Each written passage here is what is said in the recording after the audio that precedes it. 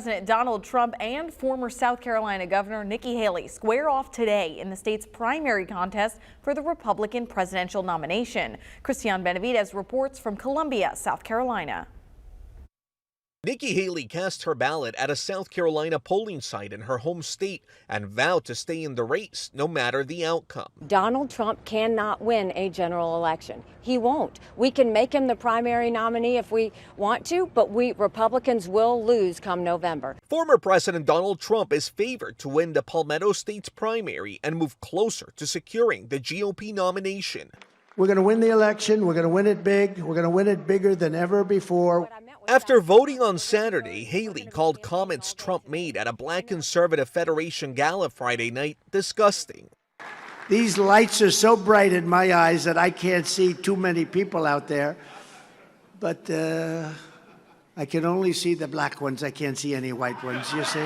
That's how far I've come. That's what happens when he goes off the teleprompter. That's the chaos that comes with Donald Trump. Here in the capital, Columbia, voters expressed their views on both candidates. I feel like he did a great job when he was in office 4 years ago, and it's time to give him another shot. And if she doesn't get it, I'll definitely vote for Biden. There's no way that I would vote for Donald Trump under any circumstance. While some South Carolinians said they didn't see a reason to vote this time around. There's no point in even going and putting an opposing vote in because he's got the state so locked up. After Saturday's contest, the candidates have their eye on Super Tuesday, when voters in 15 states and 1 territory go to the polls. Christian Benavides, CBS News, Columbia, South Carolina. After Trump's big win in Iowa and New Hampshire and Nevada, Trump is counting on finishing an early state sweep as he tries to secure the Republican nomination. Meanwhile, early voting is in full swing here in Arkansas. Some say they feel a sense of security in the process. However, there are some who remain unsure. Well, Attorney General Tim Griffin wants to send out a reminder about the Election Integrity Unit that's aimed at ensuring just that. Griffin says the goal is to make sure voters know the system is secure and that there will be consequences to anyone who violates the law. It's really important that voters have confidence in our election system and the integrity of voting in Arkansas. The good news is we have a great track record in Arkansas of secure elections. A reminder that the Arkansas primaries take place on March 5th. Early voters can head to the polls all the way through March 4th. Major changes are on the way for Pine Bluff, according to Mayor Shirley Washington, touching on a number of things during the State of the City address this week. A big focus was lowering crime rates around town. The city plans to add new officers, longer patrols, and even a new website for the police department. Mayor Washington also putting a spotlight on future plans to transform the city. Our future rests in our youth. We must change the culture, and the only way we can do that is that we build character and hope in our young people. Washington emphasized that progress has been made and hopes there will be more to come in the next year. A recent ruling from the Alabama Supreme Court about frozen embryos has people concerned about the future of IVF treatment and the legal implications for the ruling. Ariane Detil is here to verify the facts. On February 16th, the Alabama Supreme Court ruled that frozen embryos can now be considered children under state law, leading to a lot of confusion about the future of IVF.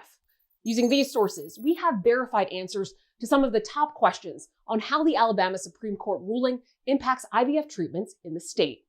First up, does the ruling make IVF illegal in Alabama? We can verify no. There is nothing in the ruling that makes IVF treatment illegal in Alabama, and both of our sources agree. But Katie O'Connor, Director of Federal Abortion Policy at the National Women's Law Center, added that the ruling does contribute to a climate of uncertainty among doctors and patients, and will inevitably lead to many or all providers to stop providing this care in Alabama for fear of legal consequences. Next up, have any Alabama clinics paused IVF treatment after the ruling? We can verify that yes, at least 3 clinics in the state, including the Center for Reproductive Medicine at Mobile Infirmary in Alabama, which is named in the lawsuit, and UAB, the University of Alabama at Birmingham's Division of Reproductive Endocrinology and Infertility, have announced they are pausing IVF treatment. And finally, question 3. Does the Alabama Supreme Court ruling impose criminal penalties? That answer is no. The state Supreme Court ruling is focused on an Alabama law that imposes civil penalties, not criminal, according to law professor Jill Lenz and a spokesperson for the Center for Reproductive Rights. While the ruling that embryos are considered children only applies to the state's wrongful death statute, the Center for Reproductive Rights said it's unclear how that logic might be extended in the future to apply to other criminal laws. With your Verify, I'm Ariante Till.